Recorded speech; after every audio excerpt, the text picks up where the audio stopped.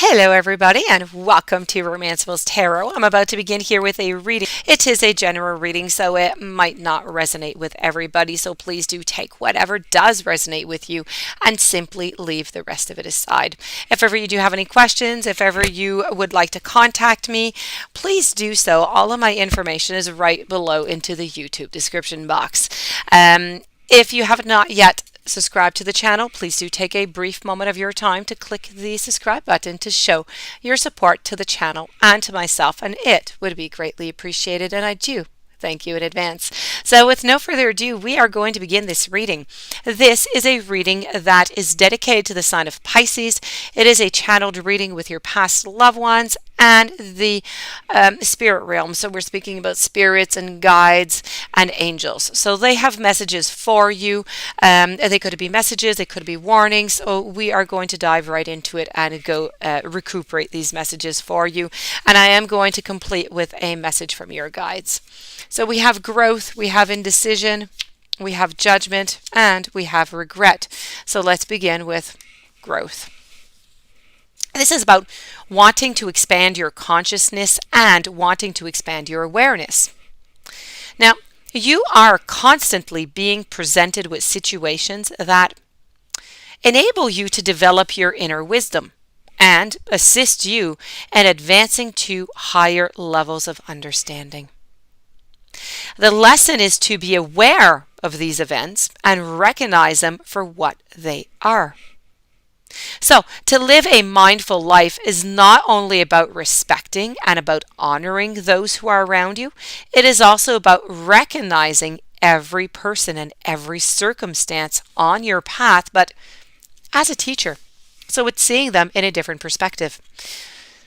The constant chatter and the diversions of life on earth can really distract you from all of the signposts that Spirit has left upon your path.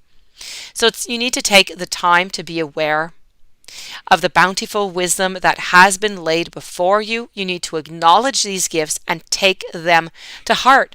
And as you continue your sojourn in this physical dimension, don't look for the opportunities that you think you need.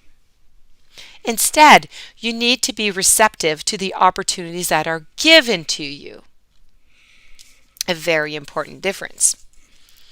Now we're going to move on over to your not to your final, but your second message here, and this is about indecision. I use my intuition in all aspects of life.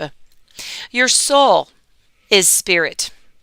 It manifests in this physical dimension.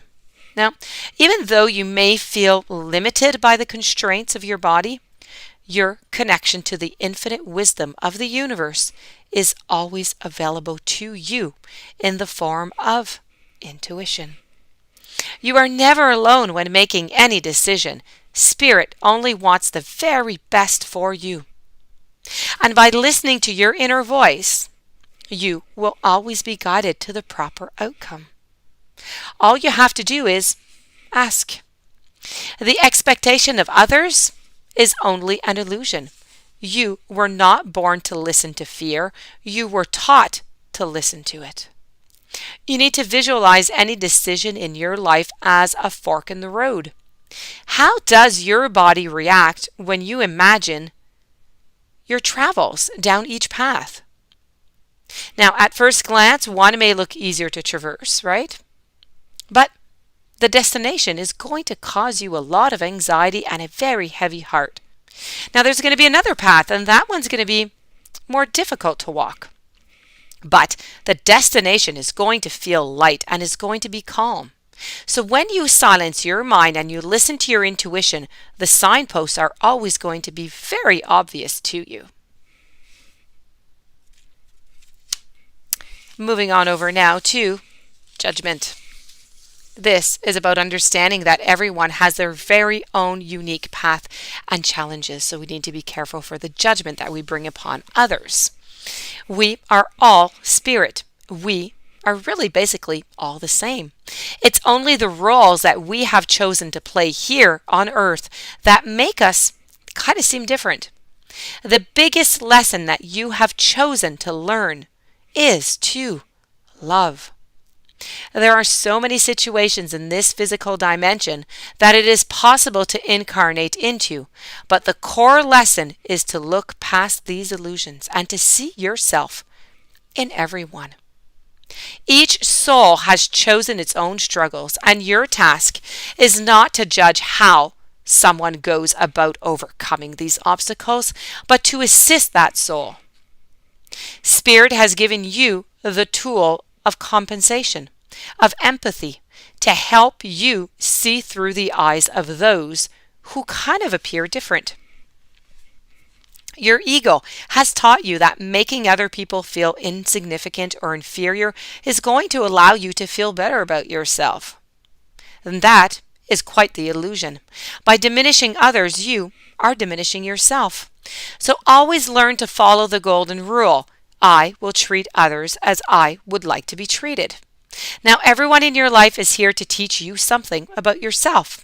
So you need to accept the lesson. You need to accept it with love. You need to accept it with understanding. And the final message before moving on to your guide is regret. I know that I simply cannot change the past. The soul doesn't know time. Time is a construct of the physical dimension. To your soul, there's only one now. And it's right now. Think of the past as the now that has already been created, and the future as the now that has yet to be created. You don't have the power to uncreate the past, so you need to let that go. Your power of creation lies in your awareness of the present. You have the power to not only create your future, but also create acceptance of your past. So you should realize that you really are a total summation of every single experience that you have had. And these experiences have helped you shape you into the person that you are today. So train yourself not to judge past events as good or as bad, but as opportunities. What have you learned from the past that will help you enrich your future? Focusing on the past and letting it dictate the direction of your future is taking your power away from yourself. You are the creator. You hold the power. Reflect on the lessons of the past and use your current power to create your bright future. Now we're going to move on over to your guide. And your guide is about accepting struggles as lessons. So when you acknowledge your relationship to spirit, you will begin to understand your role in the bigger picture. Life on earth may seem difficult, but once you accept that hardship that you encounter are merely kind of set before you in order for you to learn, in order for you to evolve, then your journey here is going to become so much easier. The important thing is to perceive it as an obstacle, as a tool for growth. So you need to choose to look at struggles as things that you have chosen to encounter so that you can learn to overcome them, instead of things done to you to make you miserable. So the choice really is yours. If life on earth was not problematic, then it wouldn't be such a compelling adventure. It's imperative that you search for the meaning behind each struggle so you can comprehend the lesson and what is the best way to proceed. The way you handle these obstacles is going to prepare you not only on how to handle them into the future, but for what awaits you into the dimension of spirit. The experience that you have gathered from encountering struggles, these are factors that are heavily into the decision that you and your guides make regarding your future incarnations. So you are here to learn. Don't pass up that opportunity because it is only going to be placed before you again.